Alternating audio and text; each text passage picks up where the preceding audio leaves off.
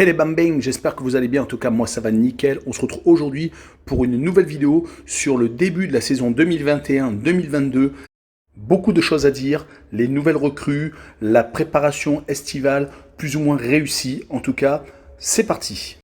Pour la première journée de Ligue 1, nous avons Monaco contre Nantes, Lyon contre Brest, Troyes contre le Paris Saint-Germain, Rennes contre Lens, Nice contre Reims, Bordeaux contre Clermont Foot, Strasbourg contre Angers, Saint-Etienne, Lorient, Metz, Lille et enfin Montpellier contre l'Olympique de Marseille.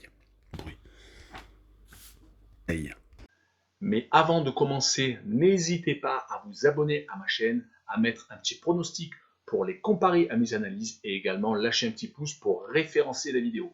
N'oubliez pas qu'en description, vous avez mon lien Telegram. Vous cliquez dessus et vous nous rejoignez. Et tous les jours, je vous donne 2 codes safe et une code fun. Je vous donnerai sur chacune de mes vidéos un score exact et une code sécurisé ou fun par match analysé. Je vous recommande également de jouer mes cotes en match simple pour éviter des surprises lors d'éventuelles combinaisons malheureuses. Je vous donnerai mes codes sécurisés par rapport à des away no bet, home no bet, draw no bet. Ce sera surtout des codes sécurisés donc, et également des doubles chances et des plus ou moins un certain nombre de buts. C'est parti. Commençons par le premier match, Monaco contre Nantes. Les Monégasques ont fini 3e de la dernière saison en Ligue 1. Leur effectif n'a pas trop changé à part le gardien Neubel qui arrive du Bayern de Munich. Les dernières recrues sont Georges Pavlovic, Jacobs et Boadu. Leur préparation s'est pas trop mal passée à part une seule petite défaite contre la Real Sociedad. Sinon, ils sont imposés contre Salzbourg, le Cercle de Bruges, Antwerp, donc 2 équipes belges, Wolfsburg, une équipe allemande, et ont réussi à s'imposer lors du match aller du 3e tour qualificatif pour la prochaine Ligue des Champions, en s'imposant 2-0 Sparta de Prague avec déjà un but de Voland. L'équipe de Monaco devrait donc miser sur la stabilité avec Novak donc comme entraîneur. Ils vont rencontrer une équipe de Nantes qui n'a pas fait une très bonne préparation, à part des victoires contre Guingamp et contre Brest. Ils ont eu énormément de difficultés contre Caen, Niort, Lorient et Clermont, donc 4 défaites sur leurs 6 matchs de préparation. 2 joueurs sont venus étoffer l'effectif du FC Nantes, donc l'effectif de Antoine Camboiré, avec le retour en Ligue 1 de Cyprien qui est prêté par Parme et Descamps de Charleroi. Sur ce match, je vois une victoire de Monaco 2-0 assez facile et je vois le combiné pour la cote sécurisée, même si ça sera plus une cote fun sur la cote que je vais vous donner. Donc victoire de Monaco et les deux équipes ne marquent pas. La cote sera très intéressante, une cote à 2,75. Poursuivons avec Lyon contre Brest. Les Lyonnais ont réalisé une préparation qui avait très bien commencé avec de grosses victoires contre Bourg-en-Bresse, certes, Villefranche, une équipe bien entendu de 3e niveau national, et Wolfsburg surtout, avec une victoire 4-1 qui avait quand même montré que Lyon était parti sur les mêmes standards que l'année dernière. Mais malheureusement, leur match nul à Villarreal et surtout leur défaite au Sporting du Portugal 3-2 et leur défaite assez grosse quand même contre le FC Porto 5-3 ont montré qu'il fallait faire attention tout de même à la défense lyonnaise. Lors de la préparation, 18 buts ont été marqués côté lyonnais et 12 buts ont été encaissés. Les recrues sont Da Silva de Rennes, Dembélé de retour de prêt qui risque de rester dans l'effectif, Enrique, un Brésilien arrivant de Vasco de Gama, et surtout l'entraîneur qui a changé, qui n'est plus Rudy Garcia mais qui est Peter Bosz, l'ancien entraîneur de l'Ajax d'Amsterdam. Bien entendu, on marquera le départ de Depay, une des stars offensives de l'Olympique Lyonnais, parti au FC Barcelone. Leur adversaire du soir, le Stade Brestois, n'a pas fait une extraordinaire préparation. Une seule petite victoire contre Plabennec, une équipe inférieure à la Ligue 1, et quand même pas mal de défaites contre Lorient, le Stade Briochin, le FC Nantes et Majorque, un club espagnol. 2 recrues à noter côté brestois, Uronen, un Finlandais, et Bizot, un joueur venant d'AZ Alkmaar, un club hollandais. Sur ce match, je vois une victoire de Lyon 3-1 et je vois le plus de 2,5 buts marqués par Lyon, car c'est une équipe actuellement, Lyon, qui marque beaucoup de buts. Tentons donc cette cote de 1,87 qui est, je pense, assez intéressante. Continuons par le match 3 contre le Paris Saint-Germain, sans doute une rencontre très déséquilibrée entre le champion de Ligue 2 et le second de la dernière saison de Ligue 1.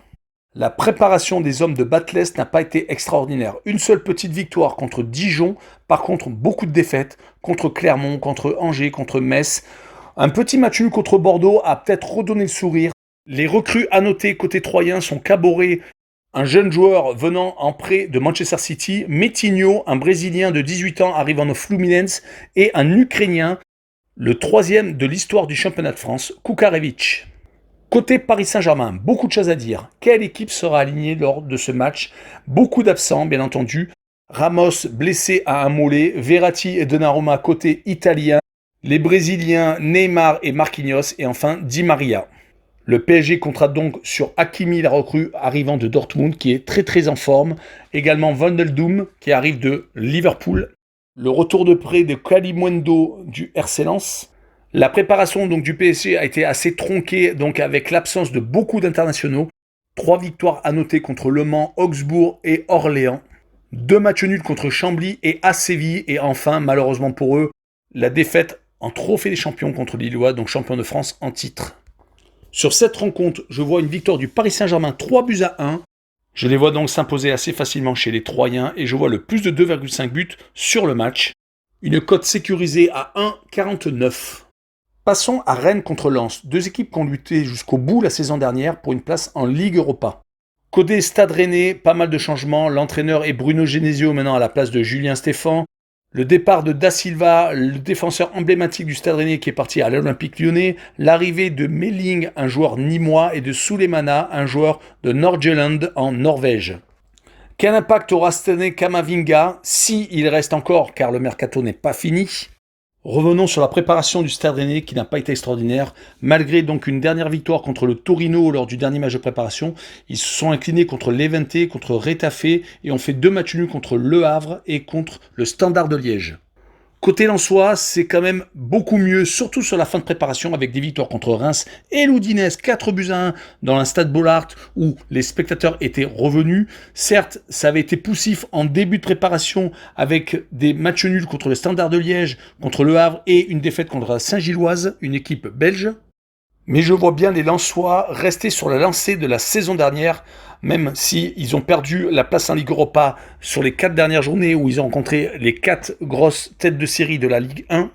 Quelques recrues sont tout de même à noter, Machado et Saïd de Toulouse et Wu, un jeune défenseur arrivant de Nancy. On notera le départ de Kalimundo qui est de retour au Paris Saint-Germain. Mais sur ce match, je vois bien un match nul entre les 2 équipes à 1 but partout et je vois le homme no bet, le nul remboursé, 6 victoires de Rennes. Avec une cote, bien entendu, de 1,67. Continuons avec Nice contre Reims. Les Niçois sont un des outsiders de ce championnat, avec bien entendu leur richissime propriétaire et surtout l'arrivée de Christophe Galtier, l'entraîneur parti de Lille, donc champion de France, et arrivant donc sur la Côte d'Azur. Mais leur préparation a été assez difficile avec des défaites contre Lausanne, contre Bastia, l'Union Berlin. Heureusement, une victoire contre Kiev et un match nul contre le Milan AC lors du dernier match de préparation est venu égayer donc le bilan de Christophe Galtier. Sur les recrues, l'accent a été mis du côté de la Hollande avec les arrivées de Stenks, un joueur de AZ Alkmaar, de Kluivert en prêt de Leipzig et de Rosario du PSV Eindhoven. On notera également l'arrivée de Bard, l'arrière-gauche de l'Olympique Lyonnais, et le retour en Ligue 1 de Lemina, après donc un passage à l'Olympique de Marseille, revenant de Galatasaray. Côté rémois, on notera le départ de Boulaye Dia à Villarreal, mais surtout on notera une préparation qui avait très bien commencé avec 4 victoires contre Auxerre, le Paris FC, Valenciennes et Chambly, mais malheureusement, voilà, ça s'est fini par 2 défaites contre Lens, 2-1, et contre Hoffenheim, 3-1. Est-ce que ça sera suffisant pour réussir à faire un résultat à Nice? Moi, je vois une victoire de Nice 2-1, malgré donc la préparation assez moyenne des Niçois. Mais je vois quand même Christophe Galtier arriver à tirer le maximum de son effectif. Et je vois par contre Reims donc marquer le petit but à l'extérieur. Le plus de 0,5 but avec une cote très intéressante de 1,48. Passons à Bordeaux contre Clermont, 2 équipes qui ont passé un été totalement différent. Bordeaux est passé au bord du gouffre et Clermont a fêté sa montée historique en Ligue 1. Commençons par les changements dans l'effectif bordelais avec les départs de Sabali au Betis de Séville, les départs également de Depréville, de Poungé et de Benarfa. Au rayon des arrivées, il y a eu Mangas de Boavista et Mensah en prêt de Salzbourg, mais surtout l'arrivée au poste d'entraîneur de Petkovic, l'ancien sélectionneur de l'équipe suisse, à la place de Gasset. Après ces recrutements en dernière minute, la préparation bordelaise n'a pas été si mauvaise que ça, avec des victoires contre Bergerac, contre Caen, tout de même leader de Ligue 2 actuellement avec 2 victoires en 2 matchs, et surtout des matchs nuls contre Niort, Lorient et contre Troyes. Pas de quoi sauter au plafond, surtout que de l'autre côté, Clermont, donc après sa montée historique en Ligue 1, a réalisé une préparation assez impressionnante pour un promu. Avec 4 victoires et 2 nuls, donc ils sont invaincus, surtout qu'ils ont rencontré quand même 4 équipes de Ligue 1, et ils les ont toutes battues. Montpellier 3-2, Saint-Etienne 3-2 également, Nantes 2-1, et surtout 3, donc promus comme eux, 2-1 également. Les 2 matchs nuls contre Rodez et contre Grenoble sont venus parfaire le tableau très flatteur de cette belle préparation.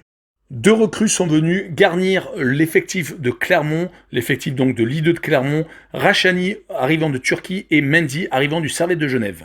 Sur ce match, je vois une surprise de Clermont. Vu les matchs de préparation et surtout vu les victoires contre des clubs de Ligue 1, je les vois pourquoi pas s'imposer à Bordeaux, donc pour cette première de Clermont en Ligue 1, une victoire 2-1. Et je vois également la double chance N2 avec une cote à 1,77. Passons à Strasbourg contre Angers. Les Strasbourgeois ont changé d'entraîneur. Fini Thierry Lauré, parti au Paris Football Club, et arrivée de Julien Stéphan, donc l'ancien entraîneur du Stade Rennais. Également à Strasbourg, arrivée de Fila, un Polonais, de Lucas Perrin, de l'Olympique de Marseille, de Aoulou, arrivant de Monaco, et surtout de Gamero, de retour en Ligue 1 dans son club formateur du club de Valence en Espagne. Côté préparation, ça a été assez compliqué. Une seule petite victoire sur 5 rencontres amicales. D'abord, une première volée contre 3 clubs suisses, 2 défaites contre Bâle et Sion et un match nul contre les Young Boys de Berne. Et enfin, 2 matchs contre des équipes allemandes. Une victoire 3-2 à l'Eintracht de Francfort, assez surprenante. Et malheureusement, une défaite, le dernier match contre Fribourg, 2-1. Leur adversaire lors de la première journée est Angers. Angers qui a également perdu Diony Partier à l'Étoile Rouge de Belgrade, qui a récupéré Onahi de Avranches et Mendy de Nantes. Ils ont effectué un changement d'entraîneur comme pas mal de clubs de Ligue 1 cette saison. Lors de leur préparation, un bilan assez mitigé. Une belle victoire contre 3-0 et contre Châteauroux sur le même score. Par contre, un match nul contre Niort et 2 défaites contre Lorient lors du dernier match de préparation et contre le Sporting du Portugal, champion du Portugal, 2-0. Sur ce match, je vois Angers très bon à l'extérieur la saison dernière, accrocher Strasbourg 1 but partout, et je vois le Homme Nobet, le nul remboursé 6 victoires de Strasbourg, une cote à 1,58. Passons à Saint-Etienne contre Lorient. Les Stéphanois n'ont pas eu trop de changements pendant l'intersaison. Ils s'appuient sur Kazri, Boudebouze, Amouma et également Bouanga. Quasiment aucun départ à part celui de Moulin à 3, le gardien ayant perdu sa place au profit de Green. Une seule arrivée marquante avec l'arrivée de Catranis, un arrière-gauche. Pour ce qui est de la préparation, 2 matchs nuls contre Le Puy et Bourg-Péronas, une seule petite victoire contre Grenoble et malheureusement 3 défaites contre Clermont le promu, Marseille 2-1 et contre Francfort 2-1 également. Leur adversaire du soir, Lorient, est resté à peu près dans le même effectif que la saison dernière. Juste une seule arrivée, Silva, provenant d'un club croate, mais surtout une très belle préparation, invaincu, des matchs nuls contre Concarneau, Bordeaux et des victoires contre Brest, Nantes et Angers. C'est pour cette raison que je vois le match nul entre ces deux équipes, je vois le 1 but partout, et je vois par contre les 2 équipes marquées en cote sécurisée. Une cote à 1,70 assez intéressante. Poursuivons avec l'avant-dernier match de cette première journée de Ligue 1 entre Metz et Lille. Les Messins ont toujours le même entraîneur. Antonetti avait failli les amener en Ligue Europa la saison dernière. Malheureusement, en fin de saison, ils se sont un peu écroulés. Ils ont recruté à la couche de Nîmes et ont perdu Ambrose qui est parti à Ostend, Leia Iseka qui retourne à Toulouse et Angban qui est parti à Sochi en Russie.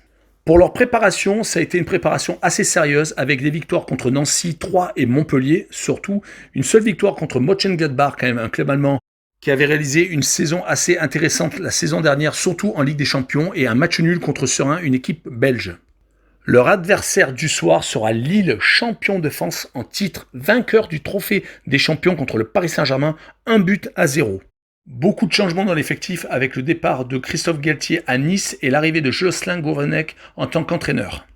Une seule arrivée, l'arrivée de Alencar de Flamengo, donc un Brésilien, et le départ de Soumaré à Leicester et de Soumaoro à Bologne en Italie. Leur préparation avant cette victoire contre le Paris Saint-Germain était assez moyenne, avec des défaites contre Benfica et Porto sans marquer de but, seulement une seule victoire contre Beveren, un club belge, et un match nul contre Courtrai, un but partout. J'ajouterai peut-être le possible départ de Renato Sanchez en dernière minute, enlevant un atout offensif très important aux champions lillois. Cela ne remet pas en doute la solidité défensive retrouvée contre le Paris Saint-Germain.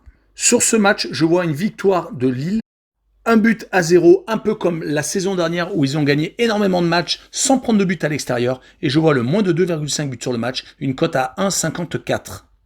Finissons avec Montpellier contre l'Olympique de Marseille. Beaucoup de choses ont changé également à Montpellier, avec le départ d'Er Zakarian et l'arrivée de Dalloglio. Les départs de Le Tallec à l'AEK Athènes et de Congrès à Dijon, mais également la retraite bien méritée de Hilton, le doyen de la Ligue 1. On notera l'arrivée de Tuller, un Brésilien de Flamengo, et surtout le retour très attendu de Mamadou Sakho, l'international revenant de Crystal Palace. La préparation a été assez contrastée avec des défaites contre Sète, Clermont et contre Metz. Heureusement des victoires contre Rodez, une équipe de Ligue 2, et surtout la victoire à Leipzig qui a montré que Montpellier pouvait gagner n'importe où, comme la saison dernière. Ils rencontreront ce dimanche soir l'Olympique de Marseille qui également a fait un grand ménage dans son effectif avec les départs de Germain, Strootman, Thauvin en particulier et l'arrivée de beaucoup de joueurs de La Fuente, Under, Gerson, Guendouzi, Saliba, Paul Lopez, un gardien peut-être qui sera là pour remplacer Mandanda en fin de carrière et Luan Pérez, un joueur pouvant évoluer arrière-gauche et défenseur central. Leur préparation a été assez convaincante, aucune défaite, seulement 2 matchs nuls en déplacement à Braga et à Benfica, donc 2 clubs portugais, et des victoires contre Martigues, 7 des clubs donc de niveau inférieur, National 2 et National, contre le Servette de Genève, donc un club suisse, et des victoires contre Saint-Etienne 2-1, et surtout la dernière contre Villarreal, le vainqueur de la dernière Ligue Europa. Pour mon pronostic, je serais tenté de voir une victoire marseillaise à Montpellier, vu les préparations des 2 clubs, avec une victoire 2-1. Il devrait sans doute y avoir des buts, car lors des matchs de Marseille, on ne peut pas dire que la défense est gage de sécurité. Je vois donc le plus de 2,5 buts sur le match, avec une cote à 1,79 assez intéressante. Voilà, on en a fini avec cette première journée de Ligue 1. Je vous remercie de l'avoir regardé. N'hésitez pas à nous suivre sur Telegram où tous les jours je vous donne 2 codes safe et une code fun. Et également, abonnez-vous, un petit pouce pour référencer la vidéo et pour valider mon travail. Je vous souhaite une très bonne journée. Ciao les bam bang!